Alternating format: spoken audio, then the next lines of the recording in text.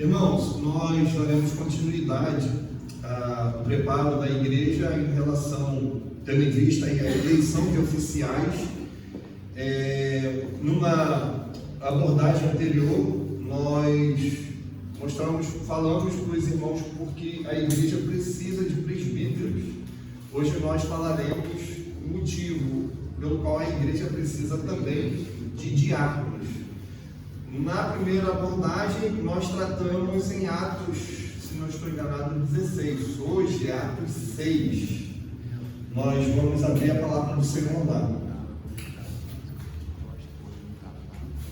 Atos 6, verso 1 ao verso 7.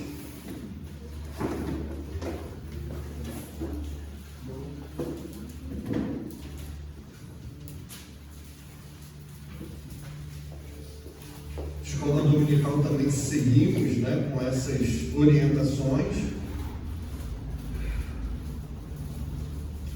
Israel abordou sobre a forma de governo governo presbiteriano, e começamos então a falar sobre as qualificações dos oficiais.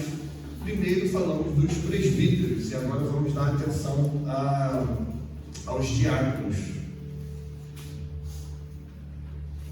Atos capítulo 6, verso 1 ao verso 7. Repare aí como que começa as escrituras sagradas. Ora, naqueles dias, multiplicando-se o número dos discípulos, houve murmuração dos helenistas contra os hebreus, porque as viúvas deles estavam sendo esquecidas na distribuição diária. Então os 12, os apóstolos, convocaram a comunidade dos discípulos e disseram: não é razoável que nós abandonemos a palavra de Deus para servir às mesas. Mas, irmãos, escolhei dentre vós 7 homens de boa reputação, cheios do Espírito e de sabedoria, os quais encarregaremos deste serviço. E quanto a nós, nos consagraremos à oração e ao ministério da palavra. O parecer agradou a toda a comunidade. E elegeram Estevão, homem cheio de fé e do Espírito Santo, Filipe, Prócoro, Nicanor, Timão, Pármenas e Nicolau, prosélito de Antioquia. Apresentaram-nos perante os apóstolos e estes, orando, lhes impuseram as mãos. Crescia a palavra de Deus e em Jerusalém se multiplicava o número dos discípulos. Também muitíssimos sacerdotes obedeciam à fé. Até aí. O título aqui que deram a esta perícope, ficou conhecido como a instituição dos diáconos. E de fato o texto vai falar sobre nós, sobre a importância do diaconato dentro da igreja. Mas nós temos aqui, irmãos, algo que não tem início aqui. O serviço diaconal já existia e já era conhecido no meio do povo de Deus. Portanto, nós precisamos olhar para esse texto à luz do seu contexto maior. Nós temos aqui um problema assolando a igreja. Aqui nós temos a quarta investida de Satanás à igreja de Cristo, contra a igreja de Cristo. Satanás quer tentar aqui fazer com que a igreja não seja bem sucedida na sua tarefa da pregação do Evangelho.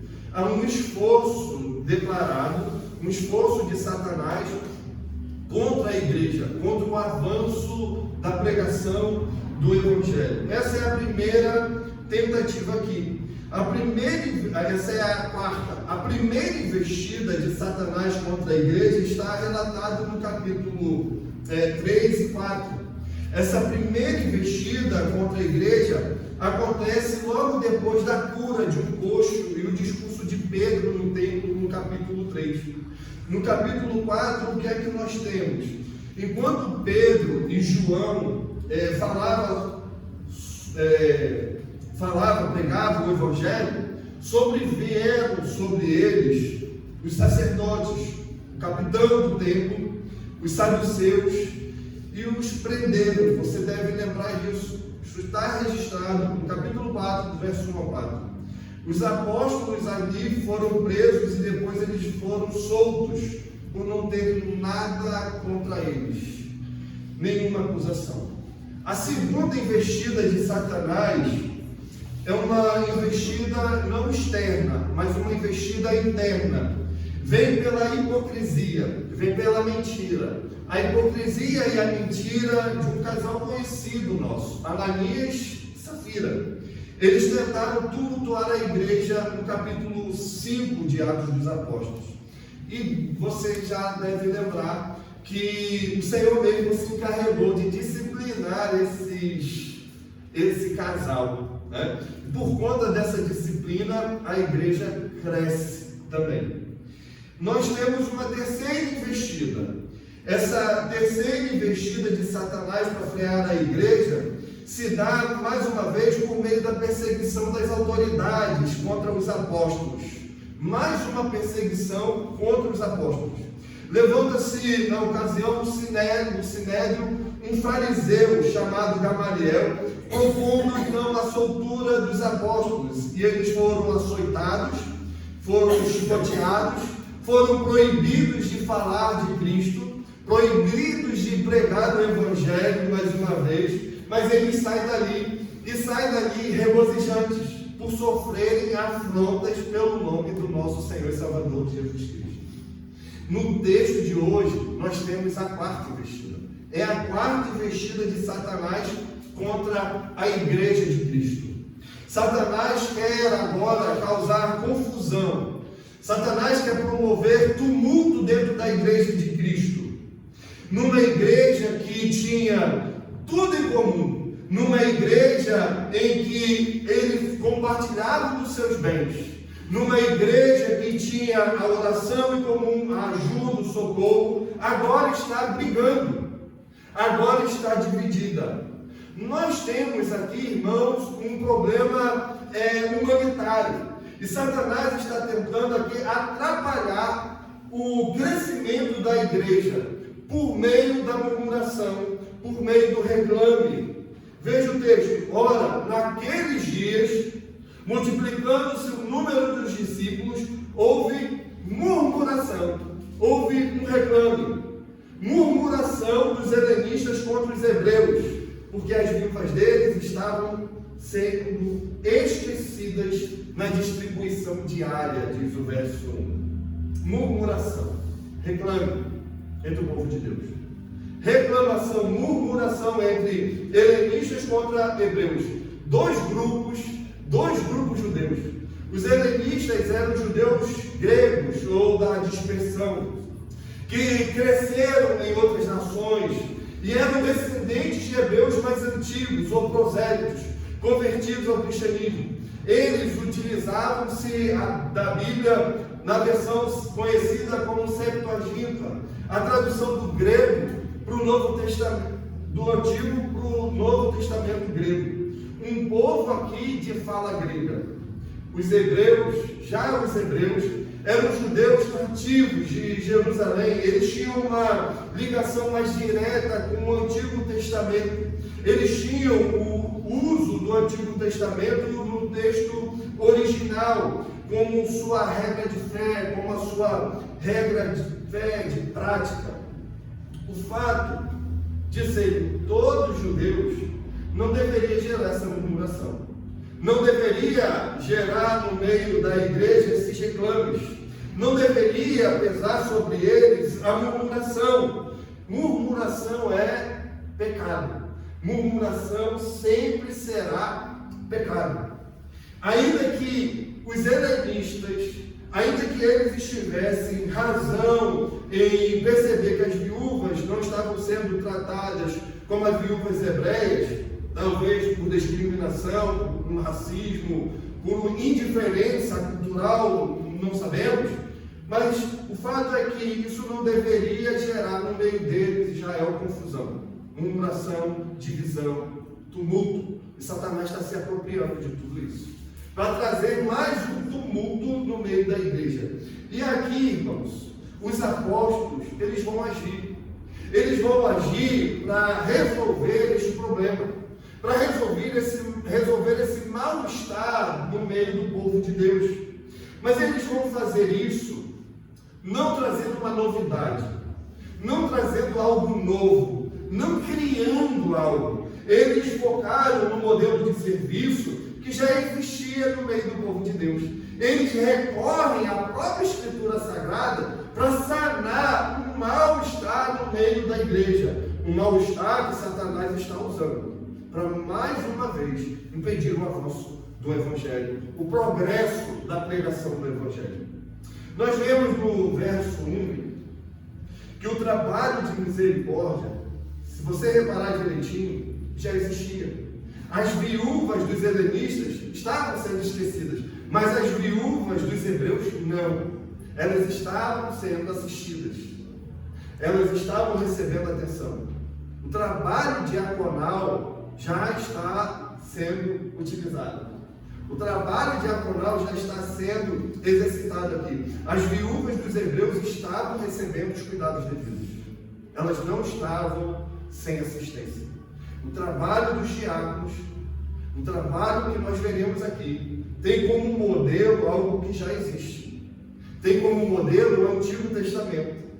Deuteronômio, capítulo 24, verso 19 ao verso 22, se você quiser consultar lá, diz assim: olha, quando no teu campo cegares a messe e nele esqueceres os feixes de espigas, não voltarás a tomá-lo. Para o estrangeiro, para o órfão e para a viúva será. Para que o Senhor teu Deus te abençoe em toda a obra das tuas mãos.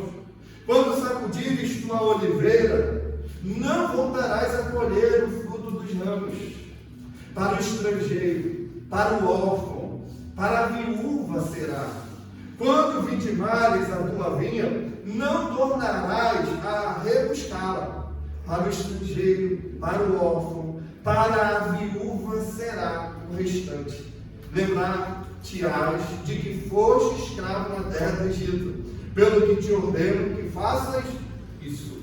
Ou seja, o trabalho que eles estão desenvolvendo aqui não é a instituição da junta do diaconato aqui não é uma invencionice, é algo que já existia no meio do povo de Deus. O cuidado com os órfãos, com as viúvas, com os estrangeiros, com os pobres, não é algo novo.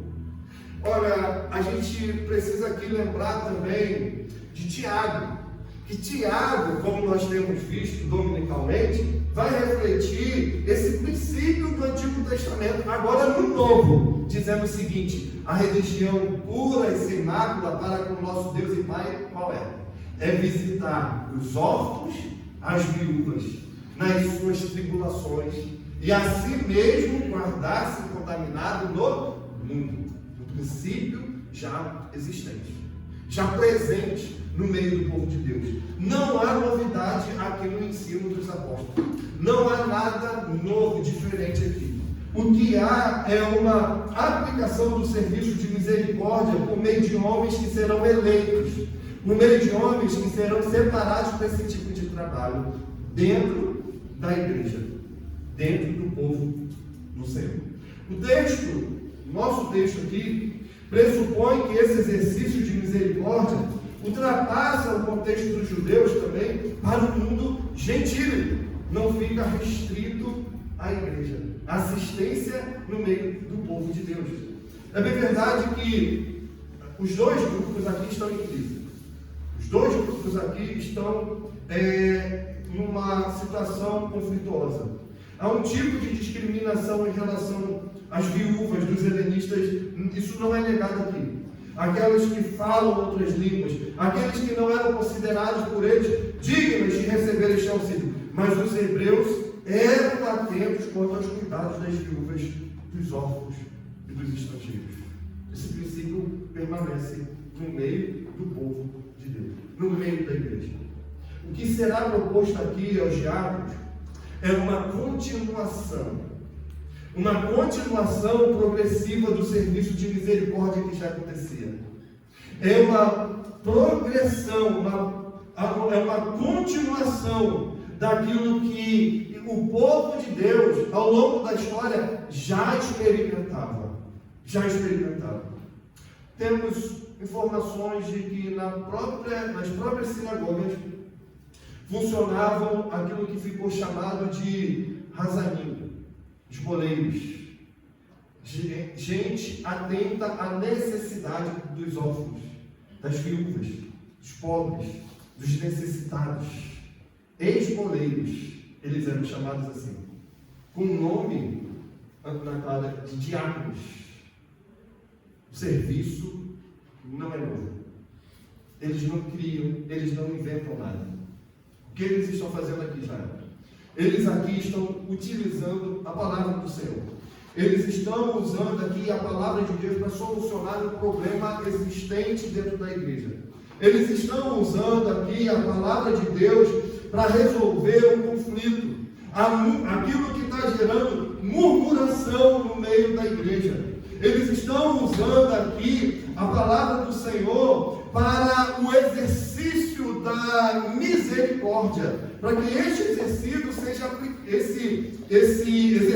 de misericórdia seja aplicado na vida das viúvas, dos órfãos, dos necessitados, no meio da igreja. E nós veremos que também fora da igreja. Mas, irmãos, a partir agora do verso 2 até o verso 6, nós veremos que o serviço de misericórdia é tão importante quanto o serviço da palavra. Nós veremos que o exercício da ajuda, do socorro, da misericórdia é tão necessário no meio do povo de Deus quanto a pregação do Evangelho. O que nós temos diante de nós são dois braços. Um braço da misericórdia, o braço da ajuda, o braço do socorro, aquele que é necessitado no meio da igreja, mas também o braço da palavra, da pregação do Evangelho, da edificação dos crentes, da pregação da palavra da salvação. É o que nós temos aqui. E são colocados na mesma medida dois ministérios da igreja, no qual todos os outros ministérios e todas as outras frentes de trabalho estão subordinadas. Nós temos na igreja apenas dois ministérios. Apenas dois.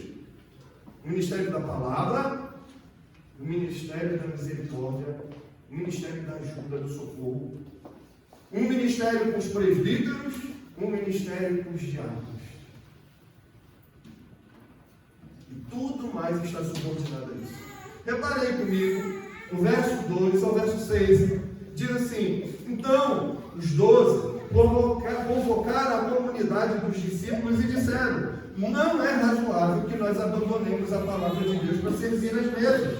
Mas, irmãos, escolhei entre vós 7 homens de boa reputação, cheios do Espírito e de sabedoria, os quais encarregaremos este serviço. E quanto a nós, nos consagraremos à oração e ao ministério da palavra.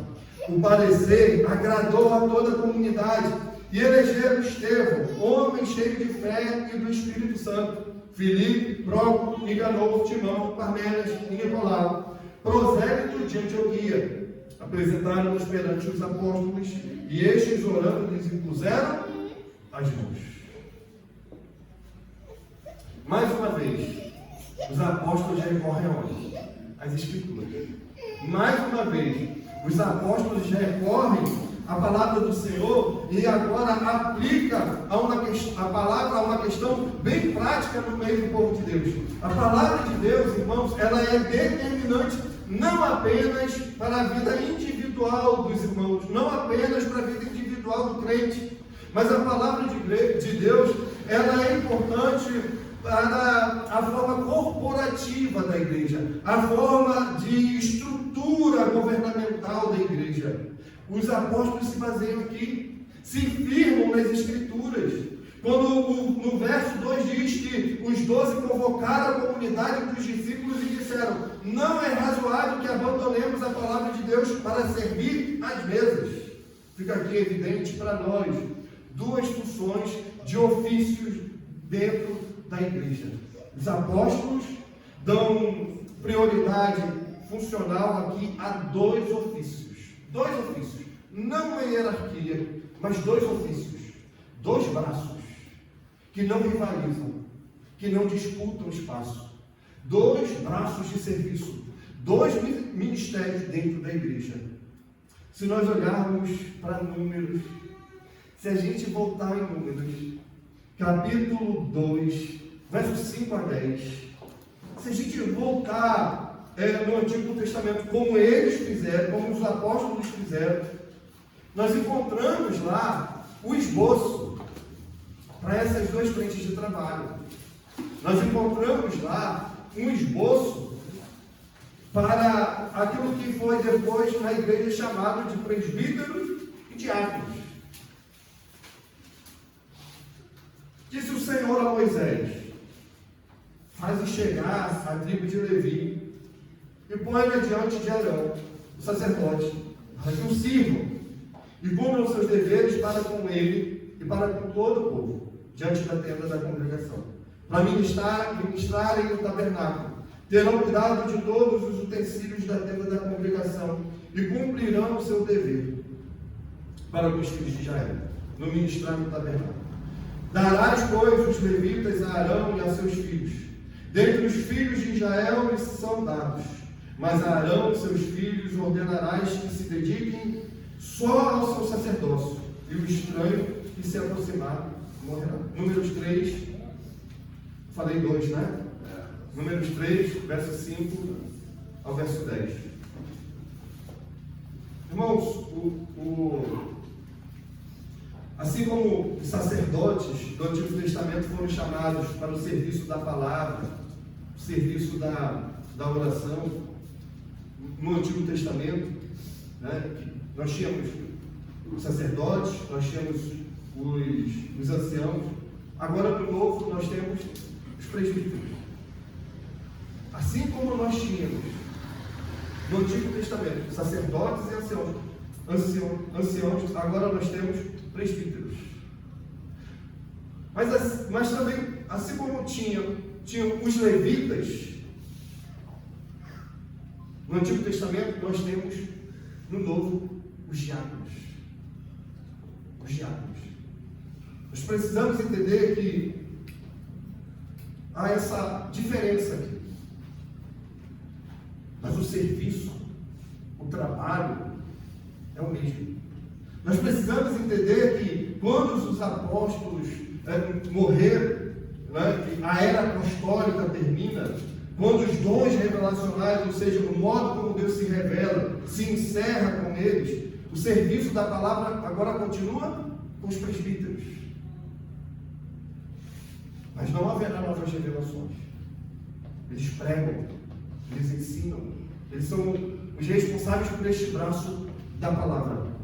O que temos agora é Deus estabelecendo a igreja na nova aliança em continuidade com aquilo que já foi estabelecido. O ministério da palavra, não novas revelações, mas o ministério da palavra com os presbíteros. E o ministério agora da misericórdia, do serviço, da ajuda ao pobre, ao necessitado, ao órfão, com os diáconos.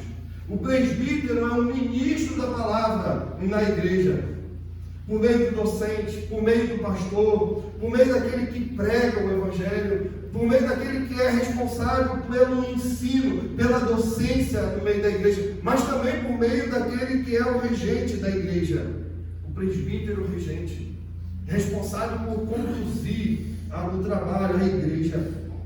Nós temos aqui um pastor, o presbítero docente, responsável pelo ensino, pela pregação do evangelho, pela administração dos sacramentos, por interpretar a bênção do Senhor no culto. O docente é este o responsável. Ao presbítero regente, aquele que governa a igreja, que gerencia, digamos assim, a igreja. Tudo isso dentro da designação bíblica. O presbítero não pode, conforme nós vimos aqui, não pode abandonar essa tarefa. O presbítero, ele não pode abandonar a pregação da palavra, não pode abandonar a pregação do evangelho, o estudo, a docência, para servir às mesas, para se dedicar ao serviço da misericórdia. Não pode. Mas repare que esse trabalho de misericórdia não é um trabalho menor. O trabalho de serviço às mesas, aos órfãos, às viúvas, os necessitados, não é um trabalho menor do que o trabalho da pregação do Evangelho. Eles aparecem aqui como funções diferentes, mas igualmente gloriosas diante do Senhor. E quando essas duas funções não estão bem resolvidas, ou quando elas estão misturadas, nós temos problemas no meio do povo de Deus. Nós temos problemas no meio da igreja. Nós temos confusão no meio da igreja. E a investida de Satanás aqui não era apenas para causar confusão entre os helenistas e os hebreus, não. Mas era para distrair os apóstolos das suas funções. Se o exercício da mesa, da ajuda, da misericórdia, do socorro estiver fragilizado, o ministro do Evangelho, os presbíteros regentes, não podem largar as suas funções para suprir essa demanda. Isso vai trazer enfraquecimento para o povo de Deus. Se o pastor ele deixa de se preparar para pregar o Evangelho, se o pastor deixa de estudar as Escrituras para dar assistência às mesas, como ficará o púlpito dessa igreja? Fragilizado. E nós corremos riscos. Os crentes serão fragilizados, fracos. Veja, Satanás, por meio da murmuração, queria que os apóstolos se encarregassem de um trabalho de misericórdia e negligenciassem a pregação do Evangelho, negligenciassem a pregação da palavra. Seria como o pastor deixar a pregação, deixar a oração e se dedicar a outras funções, que não é o chamado dele. Isso vai trazer confusão no meio da igreja. Dentro dessa estrutura eclesiástica que temos aqui, o presbítero é importante, mas o diácono também é importante. Digamos, importantíssimo. O servir à mesa, o serviço de misericórdia é importante no meio do povo de Deus. Nós não precisamos cair no erro de achar que um serviço, irmãos, é mais elevado do que o outro, porque não é. Infelizmente, estou dizendo isso por quê? Porque, infelizmente, muitos acham que para chegar ao presbiterato, a pessoa deve passar pelo diaconato como uma forma de estágio. E nós precisamos entender que o presbiterato e o diaconato são duas funções diferentes, mas igualmente importantes no meio do povo de Deus. Igualmente importante para a igreja. Se você se entende, meu querido irmão, vocacionado para o presbiterato, ore o Senhor. Ore para que o Senhor confirme isso. E de igual modo, se você, meu irmão, se sente vocacionado para o diaconato, ore para que o Senhor confirme isso por meio da eleição, por meio do povo reunido, o povo que elege, que escolhe, que vota. O ofício diaconal vai muito além do que saudar pessoas na rua, na chegada da igreja. Vai muito além do que apenas receber irmãos. Há algumas igrejas grandes em que a figura do diácono é reduzida à figura de um manobrista de carro. A irmã chega com o carro, ele pega o carro e vai estacionar o carro dela. A figura do diácono está reduzida apenas a colocar água lá na frente para o pastor. Veja, coisas que qualquer irmão da igreja pode fazer. Qualquer homem da igreja, para garantir a ordem do culto, para receber os visitantes, qualquer homem pode fazer esses trabalhos aqui. O ofício diaconal vai muito além do que isso. É muito mais profundo. O ofício do diácono é um ofício especial, é caro. Agora, o verso 3 vai clarear essa ideia para nós, dizendo o seguinte: mas irmãos, escolhei entre vós 7 homens de boa reputação, cheios do espírito e de sabedoria, aos quais encarregaremos deste serviço. E aqui cabe uma exortação à igreja de um modo geral, meus irmãos. Talvez isso não seja a nossa realidade hoje, mas a aplicação aqui é uma aplicação preventiva. Essa exortação que eu trago aqui, de modo geral, diz que não há razão para concorrência entre os homens. E por vezes vemos essa concorrência também entre as esposas, que querem seus maridos ocupando os cargos dentro da igreja. A questão na igreja não é política, neste sentido. No mundo, não sei se vocês já repararam, mas lá fora, como que os candidatos se comportam? Eles começam a rir, são simpáticos, são mais acolhedores, tentam favorecer os outros, frequentar os ambientes públicos, serem vistos, notados,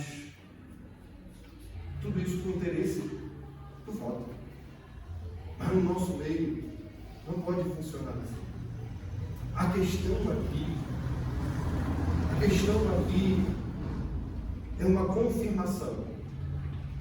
confirmação de que Deus está levantando dentro da igreja aqueles que vão servir ao ministério da palavra, aqueles que vão servir ao ministério do socorro, da ajuda, da misericórdia, aqueles que vão solucionar o problema dentro da igreja, aqueles que vão solucionar o problema dentro do meio do povo de Deus. A escolha de oficiais, irmãos, está ligada aqui ao caráter destes homens. Homens de boa reputação, homens cheios do Espírito Santo, homens cheios de sabedoria, como diz o texto. A igreja, a congregação vai passar por eleições para presbítero e diácono, mas desde já, meus irmãos, o que devemos fazer é, como vimos no sermão passado, orar por eles e nos preparar para este momento precioso. Um momento, como eu disse outra vez, um momento mais importante do que eleger homens públicos na sociedade. Nós estaremos elegendo aqueles que servirão ao Senhor, que servirão à igreja.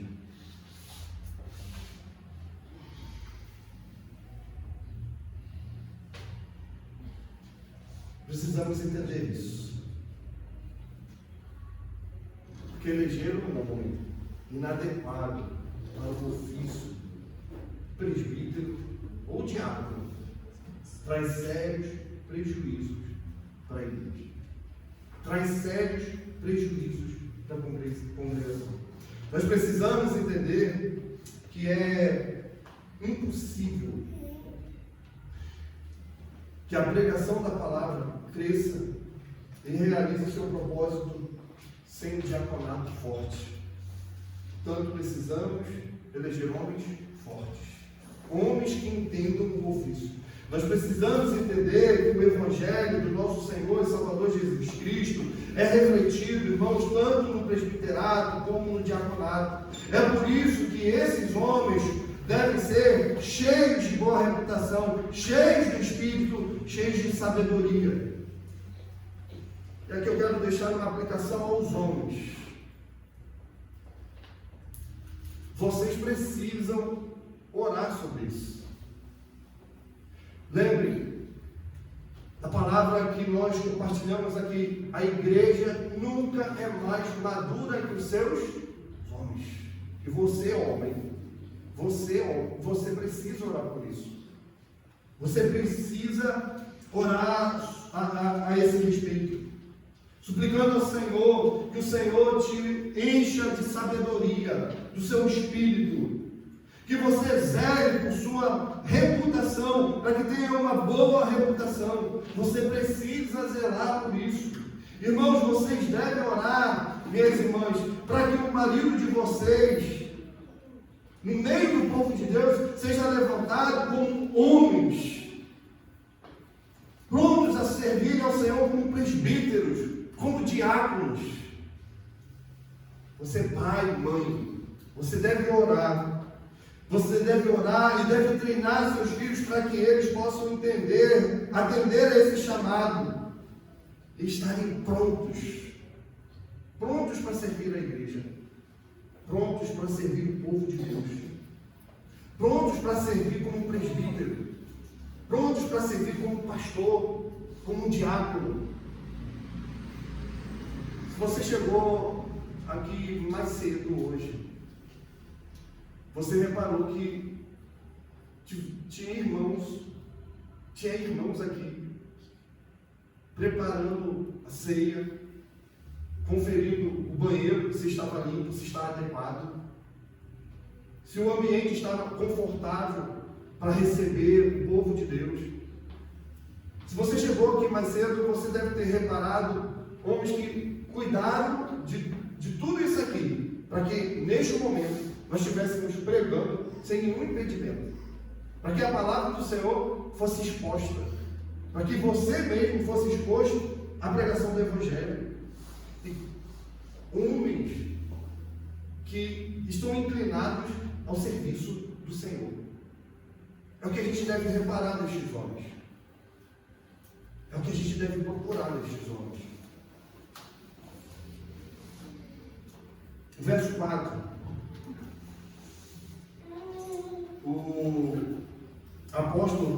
Os apóstolos enfatizam mais uma vez aqui a importância do serviço diaconal, dizendo que enquanto os diáconos desenvolvem o trabalho de misericórdia, eles, os apóstolos, fazem o quê? Quanto a nós, olha o verso 4. Enquanto a nós, nos consagraremos à oração e ao ministério da palavra. Os apóstolos estão dizendo que o ministério da palavra e a oração são importantes quanto o servir às mesas. A mesma palavra usada para o ministério da palavra é usada aqui para o ministério do serviço às mesas. É interessante notar aqui que, assim como aconteceu lá na escolha também de Matias, o 12º apóstolo, o substituto de Judas, seria um processo de escolha dos 7 homens aqui. A assembleia aqui é convocada, a assembleia aqui é reunida a fim de escolher entre eles 7 homens. Repare comigo, a igreja participa deste processo. Nunca foi dado ao apostolado ou até mesmo ao presbiterado o direito de eleger homens. Não foi dado ao pastor o direito dele escolher quem vai servir a igreja. A eleição aqui tem como participação fundamental os membros da igreja, o povo do Senhor reunido. Os irmãos têm a responsabilidade, diante da eleição, de eleger aqueles que vão compor a junta diaconal, aqueles que vão compor o conselho da igreja. Mas há um detalhe importante e que a gente precisa frisar nos dias de hoje aqui. Gostaria de passar direto, mas não posso me dar a esse luxo. Infelizmente, precisamos justificar os candidatos ao oficialato da igreja devem ser homens. Homens. Escolhei entre vós 7 homens. A palavra no grego aqui para homens não é humanidade, não é ser humano. A palavra aqui utilizada para homens descreve o faraó do sexo masculino. Por que isso é importante a gente frisar hoje? Porque no século XXI, mesmo com todas as lutas do feminismo, não existe mulheres no oficialato. Não existe pastora, não existe presbítera, não existe diaconisa. Entenda, não temos aqui uma luta ou guerra dos sexos. Isso não é questão aqui de machismo, que também é pecado, mas a questão aqui é uma questão bíblica, é fidelidade àquilo que a palavra de Deus ensina. Nenhum texto tomado como referência para o oficialato da igreja é mencionado mulheres no ofício. Sei que, por uma vez ou outra, isso é discutido até mesmo dentro da nossa denominação. Toda reunião de concílio maior sobe um documento de algum presbitério pedindo para rever essa situação aqui, dando abertura para as mulheres concorrerem ao diaconato, presbiterato, ministério feminino, né, nesse sentido dentro da igreja. As mulheres, preste atenção, elas são chamadas, elas são convocadas para auxiliar esses dois braços dentro da igreja. São chamadas, elas são convocadas para auxiliar os diáconos, por exemplo, na função de ajuda ao necessitado, na obra de misericórdia, mas tudo isso sob a supervisão dos diáconos. Isso é fundamental, irmãos, entendermos. As mulheres trabalham, as mulheres servem. No entanto, quando o texto fala de oficialato, o que se tem em vista são os homens, os varões, não as mulheres. Mas há uma outra característica aqui. Dentro da estrutura eclesiástica, dentro dessa estrutura em que a Assembleia elege os seus oficiais,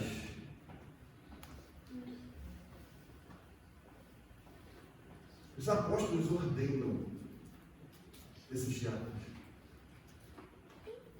Agora, os presbíteros é quem ordena esses oficiais. Por que isso é importante? Nós vamos ver aqui. Mas repare comigo mais uma vez, no verso 5. Que o texto diz que o parecer agradou a toda a comunidade e elegeram Estevão, homem cheio de fé e do Espírito Santo, Filipe, Próximo, Nicanor, Timão, Parmenas e Nicolau, o prosélito de Antioquia, apresentaram-nos perante os apóstolos e estes, orando, lhes impuseram as mãos. Os 7 homens apontados aqui, Gabs, os 7 homens aqui são helenistas. A solução apresentada pelos apóstolos mostra que o diaconato não é apenas para as viúvas hebreias, mas é para todas as viúvas, todos os necessitados, todos aqueles carentes dentro da igreja. É para atender a demanda de toda a igreja. Os diáconos foram eleitos do meio dos helenistas, foram tirados do meio da igreja. A igreja reconheceu aqui que eles são um só corpo. Os diáconos aqui não são só para servir as viúvas hebreias, mas são para servir também as helenistas. Eles foram instituídos aqui para servir a igreja, para apaziguar a igreja. Nós temos aqui, irmãos, uma lição importante. Em tempos de divisão, em tempos em que grupos se rebelam dentro de igrejas, nós temos aqui uma solução que visa todo o corpo, o bem-estar de todo o corpo, não de um grupo e não de outro. Lembre, a igreja precisava lutar contra Satanás e manter aqui a unidade, rejeitando qualquer discriminação, rejeitando qualquer confusão no meio deles. Eles precisavam se unir para suportar as investidas de Satanás, e o trabalho dos diáconos precisava ser ainda mais forte, ainda mais aplicado no meio do povo de Deus. Para quê? Para suprir as demandas da igreja local, mas também os de fora da igreja. Os diáconos, eles são eleitos para manter a boa ordem, a paz no meio do povo de Deus. E estes homens são chamados por meio da oração e de exercício da piedade, conforme o verso 6. Eles apresentaram-nos perante os apóstolos, e estes, orando, lhes impuseram as mãos. Que figura é essa? Impor as mãos. A igreja apresenta 7 homens aos apóstolos. Esses apóstolos aprovam a escolha da igreja. Estes apóstolos apresentam esses homens eleitos em oração a Deus e buscam a divina aprovação, as bênçãos do Senhor sobre o trabalho que espera esses diáconos. Que coisa! E depois da oração, os apóstolos agora então ordenam esses 7 servos. ordeno a esses homens, estendendo as mãos sobre eles. Uma prática que inaugurada há muito tempo.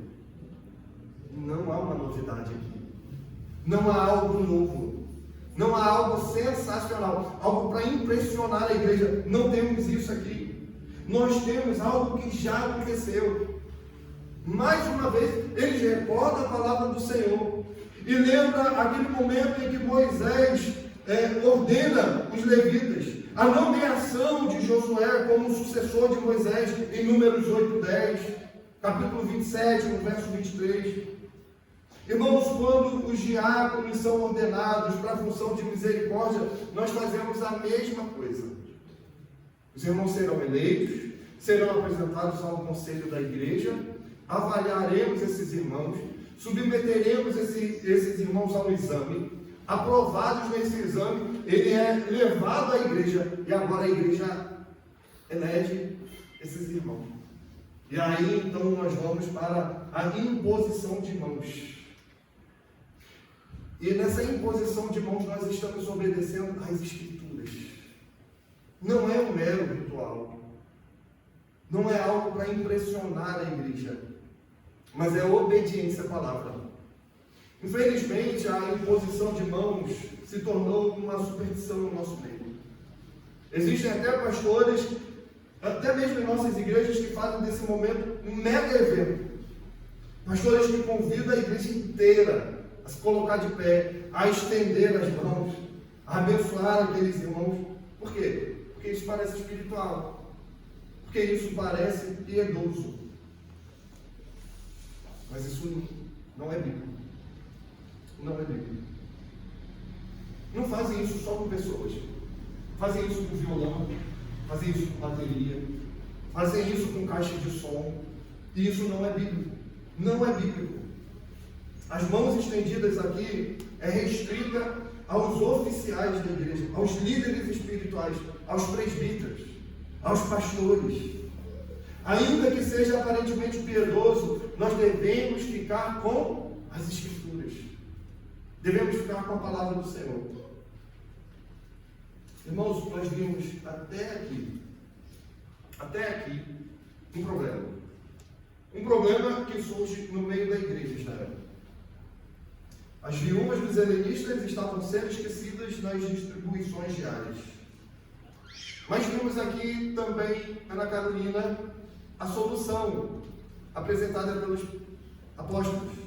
Escolhei entre vós homens de boa reputação, cheios do espírito e de sabedoria, para o serviço de misericórdia, o diaconato. E agora nós veremos o resultado de todo esse trabalho. Nós veremos agora o resultado, no verso 7, do que está acontecendo aqui na ordenação e na investidura desses oficiais. O verso 7 diz assim, olha, crescia a palavra de Deus e em Jerusalém se multiplicava o número dos discípulos. Também muitíssimos sacerdotes obedeciam à fé. Lucas está descrevendo aqui o crescimento da igreja primitiva. Crescia a palavra de Deus, ou seja, mais pessoas foram alcançadas pela pregação da palavra, mais pessoas foram convertidas, mais pessoas foram alcançadas pela pregação do Evangelho. A igreja agora se expande. O que nós temos aqui é o que desejamos para a congregação. É o que desejamos para a igreja presbiteriana central em São Pedro. É o que nós esperamos para nós aqui. Que a palavra do Senhor cresça em nosso meio. Irmãos, com o aumento da pregação da palavra, o número dos discípulos é multiplicado.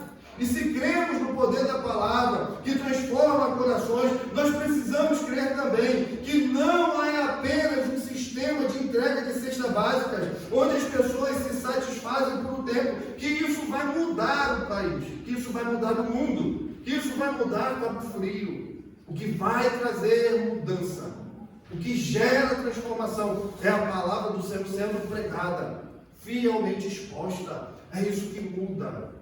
É isso que converte o homem, é isso que alcança o coração endurecido e transforma o coração de carne que pulsa pelo Senhor Jesus Cristo. é a pregação da palavra. Se o Estado distribui cesta básica, se o Estado promove esse tipo de trabalho, irmãos, nós temos muito mais a oferecer por meio dos diáconos. Nós temos muito mais a oferecer a este mundo por meio do trabalho dos oficiais diáconos. Por isso precisamos dos diáconos. Lembre-se, temos aqui dois braços, dois ministérios. O braço da pregação do Evangelho, por meio dos presbíteros, e o braço de ajuda, de assistência à igreja, e não só à igreja, lá fora, por meio de quem? Dos diáconos. O texto traz para nós, termina aqui trazendo uma informação importantíssima. Também muitos sacerdotes, reparou nisso? Muitíssimos sacerdotes obedeciam à fé. Essa é a tradução literal lá. Muitíssimos sacerdotes obedeciam à fé. Grande multidão dos sacerdotes se renderam à fé. Se a gente olha para as páginas anteriores, capítulo 4, capítulo 5, nós veremos os sacerdotes, veremos o capitão do templo, veremos os saduceus perseguindo a igreja, perseguindo os apóstolos, mas agora nós temos eles aqui obedecendo à fé, rendidos diante do Senhor. Os sacerdotes, como aqueles que temos no Antigo Testamento, da família de Arão, foram responsáveis pelas leis, mas agora eles estão dobrados diante do Senhor. Muitos deles se tornam presbíteros dentro da igreja. Muitos deles se tornam diáconos da igreja, servindo a Cristo.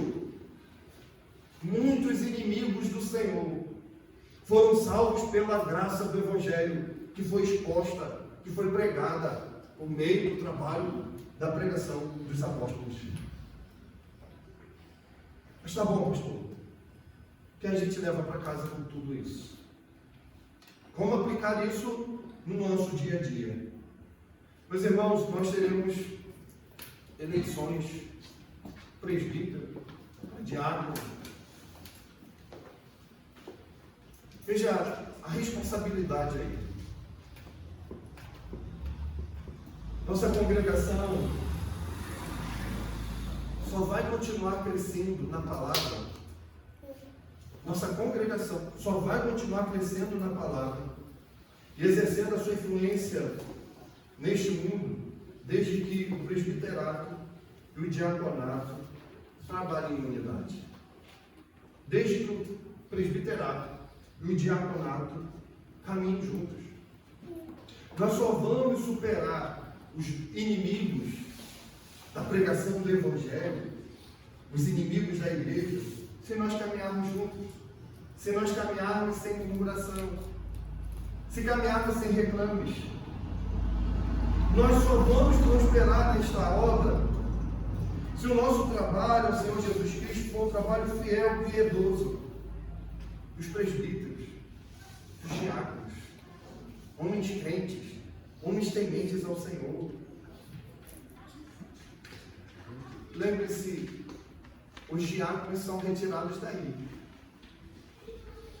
Eles são retirados do meio da igreja. Portanto, o meu querido irmão, homem, pesa sobre você essa responsabilidade. Zelar por sua reputação. Tenha uma boa reputação. Você, meu irmão, seja cheio, mas cheio do Espírito. Cheio de sabedoria, de temor ao Senhor, de amor ao Senhor, de amor por sua obra. A força da igreja, a maturidade da igreja está nos homens que acompanham. Lembre-se dessa frase que nós temos martelado aqui. A igreja nunca é mais madura do que os seus homens. Nunca. Mas olha, eu quero também encerrar aqui te chamando a olhar para um modelo de diácono perfeito. Quero chamá-lo a olhar para o nosso Senhor e Salvador Jesus Cristo. o diácono dos diáconos, o filho do homem que não veio para ser servido, mas para servir, para dar a sua vida em resgate de muitos. Ele veio para lavar os pés sujos dos seus apóstolos. Ele veio para manifestar um diaconato espiritual de serviço ao pobre, ao necessitado, aos carentes. Nós aqui. Nós, queridos, devemos manifestar um diaconato espiritual. Todos os crentes devem ser dedicados à pregação da palavra, à oração, à obra de misericórdia. Essa é a estrutura que Deus deixa para a sua igreja. Esse é o nosso principal serviço neste mundo, o serviço da palavra, o serviço da misericórdia. E o nosso maior exemplo é Cristo. Olhe para Ele. Porque Ele foi um diácono até a morte. As últimas consequências. Ele serviu a nós. Ele serviu a sua igreja com sangue, com seu corpo, na cruz do Calvário. Um serviço pleno, um serviço satisfatório, um serviço que abençoa as nossas vidas. Nós precisamos manifestar esse serviço, este diácono a este mundo, que pouco ou nada tem da graça dele. O que temos aqui? É o amado da nossa alma, nos servindo na mesa. Ele nos chama a sentar-se com Ele, a comer e a beber do pão e do vinho, que nos lembra do sacrifício e do abate do diácono perfeito Jesus Cristo. Faça isso com temor e tremor. Faça isso, participe desta mesa, reparando naquilo que ela expressa para nós, o serviço deste diácono, o serviço do nosso Senhor e Salvador Jesus Cristo, em favor da sua igreja, em favor de nós, em favor de você, crente. Vamos orar?